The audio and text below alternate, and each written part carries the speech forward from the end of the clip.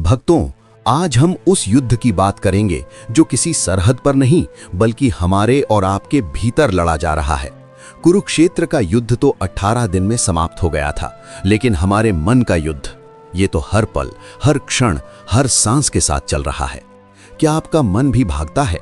क्या आप भी रात को बिस्तर पर लेटते हैं, शरीर थका हुआ है लेकिन मन मैराथन दौड़ रहा है? कभी भविष्य की चिंता, कभी अतीत का पछतावा, कभी करियर का डर तो कभी रिश्तों की उलझन। आप फोकस करना चाहते हैं अपने लक्ष्य पर, अपनी पढ़ाई पर, अपने काम पर, लेकिन ये मन एक जिद्दी बच्चे की तरह आपको खींचकर वहां ले जाता है जहां आप जाना नहीं चाहते। आज हम 5000 साल पीछे चलेंगे, उसी रथ पर जहां जगत गुरु भगवान श्री कृष्ण और अर्जुन बैठे हैं। अर्जुन जो सर्वश्रेष्ठ धनुर्धर हैं, लेकिन आज उनका हाथ कांप रहा है। क्यों? क्योंकि उनका मन अशांत है। और आज श्री कृष्ण जो समाधान अर्जुन को देंगे, वो समाधान मैं कलयुग के अर्जुन यानी आप तक पहुंचाऊंगा। जरा उस दृश्य की कल्पना कीजिए। युद्ध का मैदान, चारों तरफ शोर है, लेकिन अर्जुन की आंखों में एक तूफान है। अर्जुन श्री कृष्ण की ओर देखते हैं, वो हताश हैं, वो कृष्ण से वो बात कहते हैं जो आज हम सब कहना चाहते हैं। ध्यान से सुनिए, ये श्रीमद् भगवद गीता के 6वें अध्याय का 34वां श्लोक है। अर्जुन अपनी पीड़ा बताते हुए कहते हैं, चंचलम ही मनः कृष्ण प्रमाथि बलवद दृढ़म तस्या हम निग्रहम मन्ये वायो रिव सुदुष्करम। इसका अर्थ बहुत गहरा है दोस्तों। अर्जुन कहते हैं, हे कृष्ण, ये मन बड़ा चंचल है, ये प्रमाथी है, यानी ये हमारी इंद्रियों को मथ डालता है, ये हमें परेशान कर देता है, ये बहुत बलवान और जिद्दी है। इसे वश में करना तो मुझे आकाश में बहती हुई वायु को मुट्ठी में कैद करने जैसा असंभव लगता है। शब्द देखिए, वायो रिव सुदुष्करम। अर्जुन कह रहे हैं कि मैं बाणों से हवा को काट सकता हूं, मैं आग बुझा सकता हूं, लेकिन इस मन को रोकना हवा को रोकने जैसा कठिन है। क्या यही आपकी स्थिति नहीं है?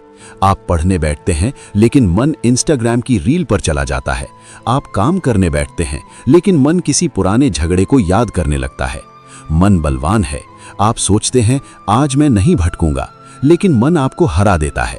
अर्जुन को भी यही लग रहा था कि ये असंभव है। अब सुनिए भगवान का जवाब। अगर आज का कोई मोटिवेशनल स्पीकर होता तो शायद कहता, अरे अर्जुन तुम कमजोर हो, बस फोकस करो। लेकिन श्री कृष्ण ऐसा नहीं करते। एक महान गुरु सबसे पहले शिष्य की पीड़ा को स्वीकार करता है। भगवान श्री कृष्ण मुस्कुराते हैं। वो जानते हैं कि ये समस्या केवल अर्जुन की नहीं, आने वाली पूरी मानव जाति की है। 6वें अध्याय के 35वें श्लोक में भगवान जवाब देते हैं, असंचयम महाबाहो मनो दुर्निग्रहम चलम अभ्यासेन तु कौन्तेय वैराग्येण च गृह्यते। भगवान कहते हैं, हे महाबाहो, इसमें कोई संदेह नहीं, कोई शक नहीं कि ये मन चंचल है और इसे वश में करना अत्यंत कठिन है। रुकिए, भगवान ने सबसे पहले क्या किया? उन्होंने आपकी बात मानी। उन्होंने कहा, हाँ अर्जुन तुम सही हो, ये मुश्किल है। दोस्तों, सबसे पहले अपने आप को कोसना बंद करो। अगर आपका मन भटक रहा है तो गिल्ट में मत जाओ। भगवान खुद कह रहे हैं कि ये मन का स्वभाव है, ये कठिन है। लेकिन भगवान पूर्ण विराम यहां नहीं लगाते। वो आगे कहते हैं, लेकिन हे कुंती पुत्र, इसे वश में किया जा सकता है। कैसे? भगवान कहते हैं, केवल 2 हथियार चाहिए, 2 रास्ते। पहला है अभ्यास और दूसरा है वैराग्य। आइए आज इन दोनों शब्दों को इतना गहराई से डिकोड करेंगे कि आपकी जिंदगी बदल जाए। भगवान ने पहला शब्द कहा अभ्यासेन। अभ्यास का मतलब क्या है? हम लोग सोचते हैं कि एक दिन मेडिटेशन कर लिया तो मन शांत हो जाएगा। नहीं, अभ्यास का अर्थ है बार बार प्रयास करना, पुनरावृत्ति। कल्पना कीजिए एक छोटे बच्चे की जो चलना सीख रहा है। वो गिरता है, फिर उठता है। क्या वो बच्चा कहता है कि मुझसे नहीं होगा? नहीं, वो फिर उठता है। मन उस बिगड़े हुए बच्चे या उस जंगली घोड़े जैसा है जो बार बार भागता है। सुनो आज के अर्जुन, जब तुम अपने लक्ष्य पर ध्यान लगाते हो और मन तुम्हें किसी नोटिफिकेशन की तरफ खींचता है, उस वक्त, ठीक उसी पल जब तुम होश में आते हो और अपने मन को पकड़कर वापस अपने काम पर लाते हो, वो अभ्यास है। 1000 बार मन भागेगा, 1000 बार उसे वापस लाना होगा। श्री कृष्ण समझाते हैं कि अभ्यास कोई घटना नहीं है, ये एक प्रक्रिया है। नदी की धारा को जोड़ने के लिए एक दिन में बांध नहीं बनता, पत्थर पत्थर जोड़ना पड़ता है। जैसे आप जिम जाते हैं, पहले दिन डंबल उठाते ही क्या बॉडी बन जाती है? नहीं, हाथ दुखता है, बदन टूटता है, मन कहता है छोड़ दो, लेकिन आप अगले दिन फिर जाते हैं। इसे अभ्यास कहते हैं। मन के साथ भी यही मेंटल जिम करना है। जब भी मन कहे कि थोड़ी देर रील देख लेते हैं, आपको कहना है नहीं, अभी नहीं। मन फिर कहेगा, आप फिर मना करेंगे। ये जो कुश्ती है आपके और आपके मन के बीच, यही गीता का अभ्यास योग है। अब आते हैं दूसरे शब्द पर, वैराग्य। ये शब्द सुनते ही आज के युवा डर जाते हैं। उन्हें लगता है वैराग्य का मतलब है घर बार छोड़कर भगवा कपड़े पहनकर हिमालय चले जाना। नहीं दोस्तों, श्री कृष्ण का वैराग्य भगौड़ापन नहीं है। श्री कृष्ण तो अर्जुन को युद्ध लड़ने को कह रहे हैं, भागने को नहीं। तो वैराग्य क्या है? वैराग्य का अर्थ है वस्तुओं के प्रति जो हमारी पागलपन वाली आसक्ति, ऑब्सेसिव अटैचमेंट है, उसे खत्म करना। इसका सीधा सा मतलब है चीजों को सही नजरिए से देखना। अर्जुन मन भटकता क्यों है? क्योंकि उसे लगता है कि बाहर की दुनिया में, उन दृश्यों में, उन शब्दों में कोई सुख छिपा है। वैराग्य का अर्थ है अपनी बुद्धि का इस्तेमाल करके मन को बताना कि जिस चीज के पीछे तुम भाग रहे हो वो स्थायी सुख नहीं दे सकती। आइए इसे आपकी भाषा में समझते हैं। आपका मन क्यों भटकता है? क्योंकि आपको लगता है कि उस व्हाट्सएप मैसेज में कोई खुशी छिपी है, आपको लगता है कि उस वेब सीरीज में आनंद है, मन को वहां रस दिखता है। वैराग्य का मतलब है मन को यह समझाना कि देख, पिछली बार भी तूने 2 घंटे सोशल मीडिया पर बिताए थे, क्या मिला? सिर्फ आंखों में जलन और समय की बर्बादी। वहां सुख नहीं है। जब आप ये समझ लेते हैं कि दुनिया की चीजें सिर्फ क्षणिक सुख देंगी, पर असली शांति मेरे भीतर है, तो मन का बाहर भागना कम हो जाता है। इसे कहते हैं वैराग्य। जब आपके सामने जंक फूड रखा हो और आप कहें कि मुझे इसका स्वाद पसंद है, लेकिन मुझे अपना स्वास्थ्य ज्यादा प्यारा है, ये वैराग्य है। ये ना कहने की ताकत है। लेकिन दोस्तों, केवल दवा जानने से काम नहीं चलेगा, बीमारी की जड़ को समझना होगा। श्री कृष्ण गीता के दूसरे अध्याय के 62वें और 63वें श्लोक में मन के भटकने का और इंसान के बर्बाद होने का पूरा ब्लूप्रिंट बताते हैं। भगवान कहते हैं, ध्यायतो विषयान पुंसः संगस्तेषुपजायते। भगवान कहते हैं ये एक चेन रिएक्शन है। ध्यान से सुनिए, ये आपकी बर्बादी का नक्शा हो सकता है अगर आपने इसे नहीं रोका। सबसे पहले विषय चिंतन। आप किसी चीज के बारे में सोचते हैं, जैसे मुझे वो नया गैजेट चाहिए या मुझे उस व्यक्ति का ध्यान चाहिए। फिर आता है संग। बार बार सोचने से उससे लगाव हो जाता है। लगाव से पैदा होता है काम, डिजायर, यानी तीव्र इच्छा। अगर वो इच्छा पूरी ना हो या कोई रुकावट आए तो पैदा होता है क्रोध। गुस्से से आती है सम्मोह, यानी इंसान की मति मारी जाती है, सही गलत का विवेक मर जाता है। फिर होता है स्मृति भ्रंश। आप भूल जाते हैं कि आप कौन हैं और आपका लक्ष्य क्या था। और अंत में बुद्धि नाश, इंसान का पतन हो जाता है। हे कलयुग के मनुष्य, श्री कृष्ण चेतावनी दे रहे हैं। ये सब शुरू कहाँ से हुआ? ध्यायतो विषयान पुंसः, सिर्फ उन चीजों के बारे में सोचने से। मन इसलिए अशांत है क्योंकि आप अपने दिमाग को कचरा खिला रहे हैं। आप दिन भर क्या देखते हैं, क्या सुनते हैं? अगर आप नेगेटिविटी अंदर डालेंगे तो मन में शांति कैसे रहेगी? इसलिए पहला कदम अपनी इनपुट बदलो। अभ्यास वहां से शुरू होगा। अपनी आंखों और कानों पर पहरा लगाओ। भगवान श्री कृष्ण आगे समझाते हैं कि अशांत मन को शांत करने के लिए एक निश्चयात्मक बुद्धि की जरूरत है। दूसरे अध्याय के 41वें श्लोक में वो कहते हैं, व्यवसायात्मिका बुद्धिरेकः कुरु नंदन। इसका अर्थ है जिनका मन एकाग्र है उनका लक्ष्य एक होता है, लेकिन जिनका मन अशांत है उनकी बुद्धि की हजारों शाखाएं होती हैं। आपकी समस्या ये नहीं है कि आप फोकस नहीं कर सकते। आपकी समस्या ये है कि आपके पास plan B, plan C, plan D सब तैयार हैं। आप सोचते हैं ये नहीं हुआ तो वो कर लेंगे। अर्जुन का लक्ष्य सिर्फ मछली की आंख थी। श्री कृष्ण कहते हैं एक लक्ष्य बनाओ। जब तक आपके जीवन में ऑप्शन रहेंगे, मन भटकता रहेगा। उन सारे पुलों को जला दो जो वापसी के लिए रखे हैं। जब मन को पता चलेगा कि यही एक रास्ता है, तो वो भटकना बंद कर देगा। एक अशांत मन एक दिशाहीन मन होता है। तो मेरे दोस्तों, आज की इस चर्चा से हमने गीता के खजाने से 3 अनमोल रत्न निकाले हैं। पहला, स्वीकार करें, मन का स्वभाव ही चंचल है। इससे लड़े नहीं, इसे समझें। आप अकेले नहीं हैं, अर्जुन भी यही थे। दूसरा, अभ्यास, जितनी बार मन भटके उसे बिना गुस्सा किए एक बच्चे की तरह वापस अपने लक्ष्य पर लाएं, ये एक तपस्या है। तीसरा, वैराग्य, डिटैचमेंट। ये समझें कि बाहरी दुनिया की चमक दमक में असली खुशी नहीं है, खुशी आपके नियंत्रण में है, आपकी मेहनत में है। लेकिन अभी कहानी यहीं खत्म नहीं हुई। श्री कृष्ण जानते हैं कि अभ्यास करना इतना आसान नहीं। मन बार बार हार मानता है। जब मन डिप्रेशन में जाता है, जब लगता है कि मुझसे नहीं होगा, तब भगवान कौन सा गुप्त मंत्र देते हैं? कैसे हम अपने अंदर के आत्म तत्व को जगाकर मन को गुलाम बना सकते हैं? दोस्तों, अभ्यास करना और वैराग्य लाना ये सुनने में बहुत अच्छा लगता है, मोटिवेशनल लगता है। लेकिन जब आप इसे अपनी असल जिंदगी में सोमवार की सुबह या किसी मुश्किल रात में लागू करने जाते हैं तो अक्सर हम लड़खड़ा जाते हैं, हम गिर जाते हैं।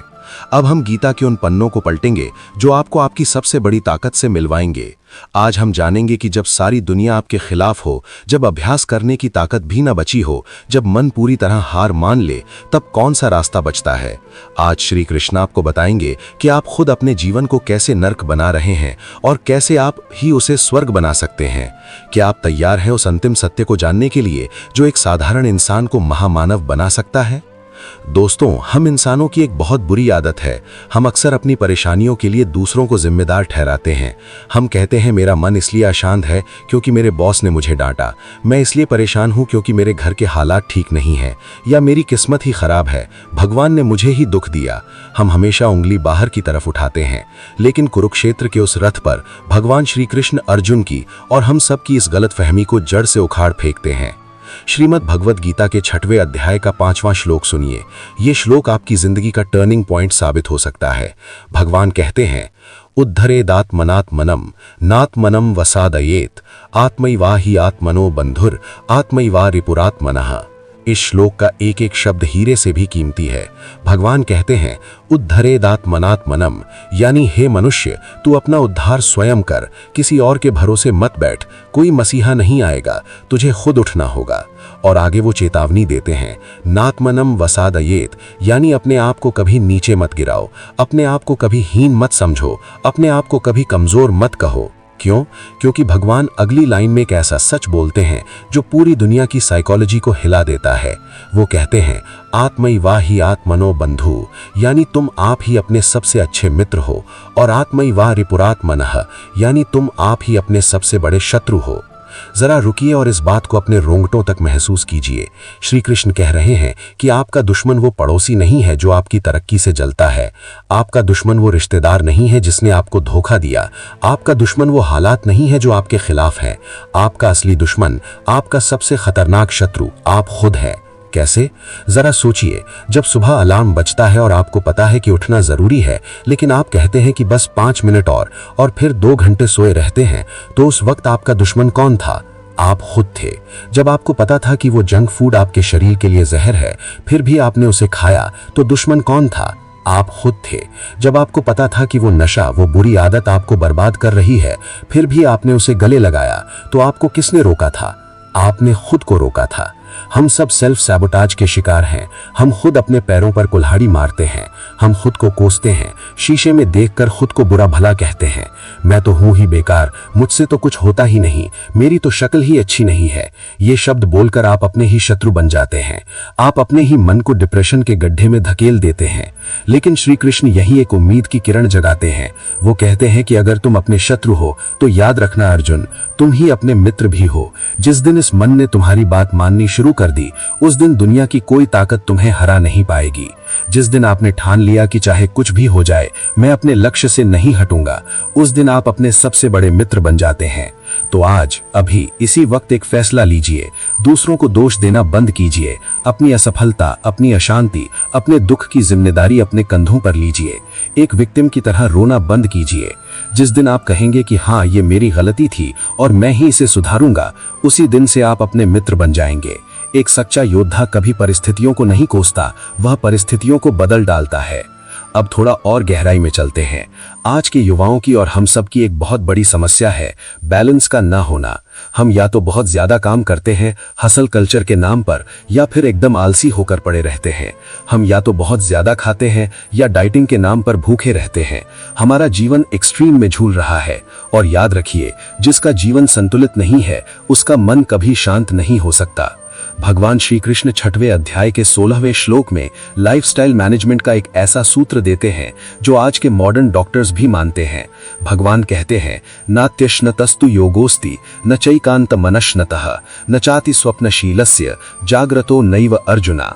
भगवान कहते हैं, हे अर्जुन, ये योग यानी मन की शांति न तो उसका सिद्ध होता है जो बहुत ज्यादा ठूस ठूस कर खाता है, और न ही उसका जो बिल्कुल नहीं खाता है, न उसका जो बहुत ज्यादा सोता है, न उसका जो जबरदस्ती रात रात भर जागता है। आज की पीढ़ी को देखिए, रात को 3 बजे तक मोबाइल पर लगे हैं, सुबह 11 बजे सोकर उठ रहे हैं, खाने का कोई समय नहीं, शरीर में कचरा डाल रहे हैं। और फिर हम कहते हैं, मुझे एंजाइटी हो रही है, मेरा मन अशांत है, मुझे डिप्रेशन हो रहा है। अरे मेरे दोस्त, अगर आप एक पेट्रोल कार में डीजल डाल देंगे तो गाड़ी खराब होगी ही ना। ये शरीर आपके मन का मंदिर है। अगर शरीर स्वस्थ नहीं होगा, अगर नींद पूरी नहीं होगी, तो आप ध्यान क्या खाक लगाएंगे। मन को शांत करने के लिए पहले शरीर को एक लय में लाना होगा। श्री कृष्ण कहते हैं, युक्ताहार विहारस्य, यानी जिसका आहार, जिसका विहार, जिसके कर्म और जिसकी नींद सब कुछ युक्त है यानी संतुलित है, उसी का दुख नष्ट होता है। तो अगर आप अपने मन को शांत करना चाहते हैं तो कल से गीता का ये नियम लागू कीजिए। समय पर सोना, समय पर उठना और सात्विक भोजन करना। आप देखेंगे कि बिना किसी मेडिटेशन के भी आपका आधा तनाव अपने आप गायब हो जाएगा। अब सवाल आता है ध्यान का, मेडिटेशन का। हर कोई कहता है मेडिटेशन करो, लेकिन करें कैसे? जैसे ही आंख बंद करते हैं, मन में दुनिया भर का शोर शुरू हो जाता है। उसने क्या कहा, कल क्या होगा, दिमाग एक सब्जी मंडी बन जाता है। भगवान श्री कृष्ण 6वें अध्याय के 19वें श्लोक में ध्यान की स्थिति का एक बहुत ही सुंदर उदाहरण देते हैं। कल्पना कीजिए इस दृश्य की। भगवान कहते हैं, यथा दीपो निवातस्थो ने गंगते सोपमा स्मृता। इसका अर्थ है, जैसे बिना हवा वाली जगह में रखा हुआ दीपक बिल्कुल नहीं फड़फड़ाता, उसकी लौ एकदम सीधी और स्थिर रहती है, वैसे ही योगी का मन अपनी आत्मा में स्थिर रहता है। सोचिए, एक दिया जल रहा है। अगर तेज हवा चल रही है तो लौ कभी इधर जाएगी, कभी उधर, और शायद बुझ भी जाए। हमारा मन उस फड़फड़ाते हुए दिए की तरह है। और ये हवा क्या है? ये हवा है हमारी इच्छाएं। मुझे ये चाहिए, मुझे वो चाहिए, मुझे लाइक चाहिए, मुझे फेम चाहिए। ये इच्छाओं की आंधी हमारे मन की लौ को टिकने नहीं देती। तो ध्यान का सही तरीका क्या है? क्या विचारों को जबरदस्ती रोकना? नहीं, आप विचारों को रोक नहीं सकते, जैसे आप हवा को नहीं रोक सकते। आपको बस इतना करना है कि उन विचारों में उलझना बंद कर देना है। जब आप ध्यान करने बैठें तो खुद को उस दिए की तरह देखें। विचार आएंगे, हवा के झोंकों की तरह आएंगे। उन्हें आने दीजिए, उन्हें देखिए, पर उनके साथ बहिए मत। अपने आप को कहिए, मैं ये विचार नहीं हूं, मैं ये गुस्सा नहीं हूं, मैं ये डर नहीं हूं, मैं वो हूं जो इन सबको देख रहा हूं।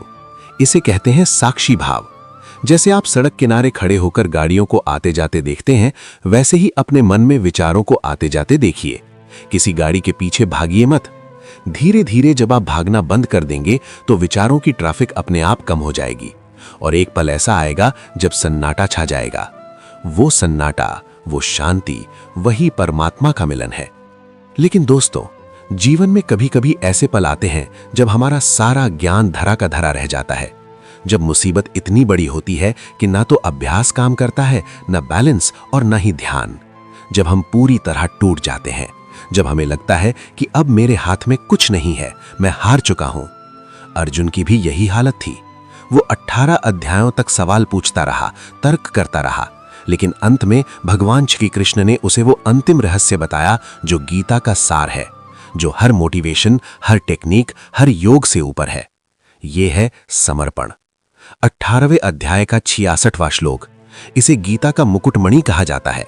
भगवान अपनी गंभीर और प्रेम पूर्ण वाणी में अर्जुन से कहते हैं, सर्वधर्मान परित्यज्य मामेकम शरणम व्रजा, अहम त्वाम सर्व पापेभ्यो मोक्षयिष्यामि मा शुचः। भगवान कहते हैं, हे अर्जुन, तू सारे धर्मों की, सारे सही गलत की, सारी चिंताओं की, सारी विधियों की बात छोड़ दे। बस एक काम कर, केवल और केवल मेरी शरण में आ जा। मामेकम शरणम व्रजा।